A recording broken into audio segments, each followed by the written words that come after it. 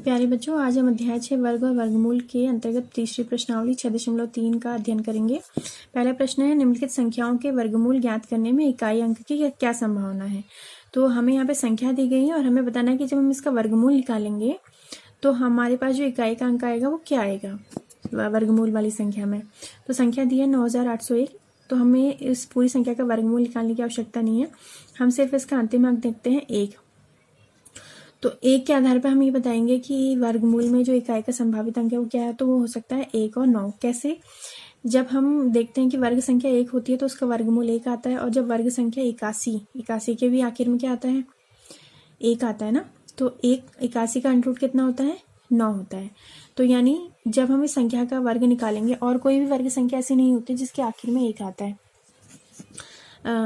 तो हमारे जब अंतिम अंक वर्ग संख्या में 1 है तो वर्गमूल में जो 2 पॉसिबल अंक हैं इकाई के वो क्या हैं, 1 और 9। इसी प्रकार इसमें हम देखें दूसरी संख्या में दी है 99,856। तो इसका अंतिम अंक हम देखते हैं 6 है। तो 6 को हम देखते हैं, जैसे हमने यहाँ पे लिखा था कि जो 1 है उसका अंडर रूट 1 का जो मान आता है वो 1 आता है, और इसी प्रकार जो अंडर रूट 81 है उसका मान कितना आता है, 9 आता है। तो ऐसे ही हम देखेंगे 6 हमें कब प्राप्त होता है, जब हम 36 का वर्गमूल निकालते हैं।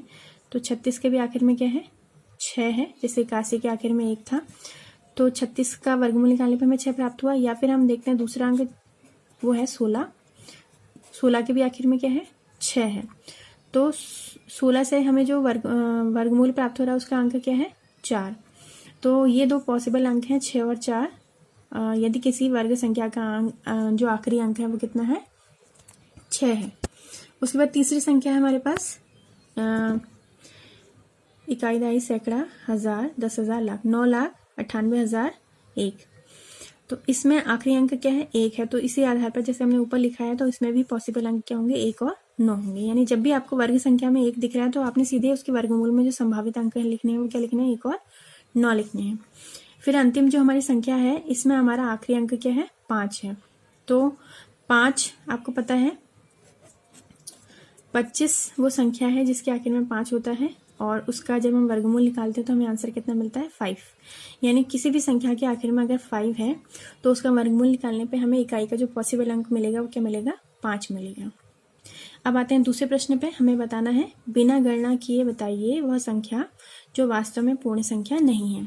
ठीक, तो गणना का मतलब क्या होता है कि हम यहाँ पर वर्गमूल निकाल के चेक करें कि जो है वर्गमूल हमें प्राप्त हो रहा है या नहीं हो रहा है, क्योंकि वर्गमूल प्राप्त होगा तो पूर्ण वर्ग संख्या होगी, अन्यथा वो नहीं होगी। तो यहाँ पहली संख्या में दी है 153। तो हमने वहाँ पे गणना नहीं करनी है, हमने सिर्फ इसका अंतिम अंक देख के पहचान लेना है। मैंने इससे पिछले वीडियो में भी आपको बताया था कि जिन अंकों के आखिर में 2, 3, 7 या 8 होता है वो संख्याएं पूर्ण वर्ग संख्या नहीं होती हैं। तो इस संख्या के अंत में आपको क्या दिख रहा है, 3 दिख रहा है। तो इकाई का अंक 3 होने के कारण यहाँ पूर्ण वर्ग संख्या नहीं है। फिर दूसरी संख्या है 257 257। तो इसका आखिरी अंक क्या है, 7 है। तो इकाई का अंक 7 होने के कारण यह भी एक पूर्ण वर्ग संख्या नहीं है। फिर तीसरी संख्या है 408। इसका आखिरी अंक क्या है, 8 है। तो इकाई का अंक 8 होने के कारण यह एक पूर्ण वर्ग संख्या नहीं है। तो ये तीनों संख्याएं जो हमें दी थी वो पूर्ण वर्ग संख्याएं नहीं है, लेकिन अगर हम इसमें देखें तो इसका आखिरी अंक क्या है, 1 है, जो इस कैटेगरी में नहीं आता है। तो यानी यह एक पूर्ण वर्ग संख्या है। अब आते हैं तीसरे प्रश्न पे। तीसरा प्रश्न है बार बार घटाने की विधि द्वारा 100 और 169 का वर्गमूल ज्ञात कीजिए। तो हमें यहाँ 2 संख्याएं दी हैं, एक दी है 100 और एक है 169, और विधि जिसका हमें यूज करना हुआ है बार बार घटाने की विधि। तो हमें इन दोनों संख्याओं का वर्गमूल बताना है। तो सबसे पहले हम 100 का वर्गमूल निकालेंगे, अंडर रूट 100। तो बार बार घटाने की विधि में क्या करते हैं, संख्या में से अभाज्य संख्याओं को लगातार घटाते रहते हैं क्रमानुसार। जैसे 100 में से पहले हम 1 घटाएंगे तो हमें प्राप्त हुआ 99। अब इसके बाद हम अगली जो विषम संख्या है 3 उसे घटाएंगे। तो 99 में से 3 हमें घट के प्राप्ति कितना हुआ, 96। फिर 96 में से अगली विषम संख्या हमने घटानी है 5। तो 96 से 5 घटा के 91। फिर 5 के बाद विषम संख्या 7 है, तो 91 में से 7 घटा के 84। फिर 7 के बाद अगली संख्या 9। तो 84 में से 9 घटाया 75। फिर 9 के बाद 11 होती है विषम संख्या, तो 75 में से 11 घटाया तो कितना प्राप्त हुआ, 64। 64 में से 13 घटा के 51, 51 में से 15 घटा के 36, 36 से 17 घटा के 19 और 19 में से 19 घटा के 0। तो हमने कब तक घटाना है? जब तक कि हमें 0 ना प्राप्त हो जाए। और हमेशा यही ध्यान देना है कि आपको जो भी आंसर मिल रहा है घटाने के पश्चात, उससे आपने अगली वाली विषम संख्या को ही घटाना है। तो यहाँ पर हम स्टेप्स गिनते हैं, 1 2 3 4 5 6 7 8 9 10। तो 10 स्टेप के बाद हमें आंसर मिला है 0। तो चूंकि 10वां पद हमारा शून्य है, अतः √100 या 100 का वर्गमूल जो होगा वो कितना होगा? 10 होगा। ठीक इसी तरीके से हम 169 का भी निकालेंगे।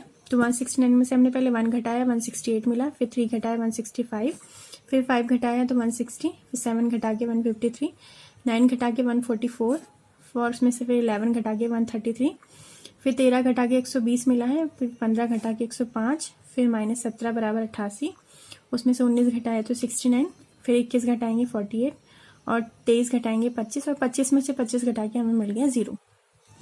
तो स्टेप्स गिनते हैं, 1 2 3 4 5, ये छठा हो गया, 7वां 8वां 9वां 10वां 11वां 12वां और 13वां, यानी 13 पदों के बाद हमें 0 मिला है। पद मतलब जो बराबर के निशान के बाद जो हमें पद मिला है वो एक पद टर्म माना जाएगा, जो प्रक्रिया हम यहाँ पे कर रहे हैं। तो चूंकि 13वां पद हमारा शून्य है, अतः हम कह सकते हैं कि 169 का वर्गमूल कितना है? 13 है। तो आज के वीडियो में हमने प्रश्नावली 6.3 के प्रश्न संख्या 1, 2 और 3 को हल करना सीखा। उम्मीद है आपको हल समझ में आए होंगे। मिलते हैं अगले वीडियो में।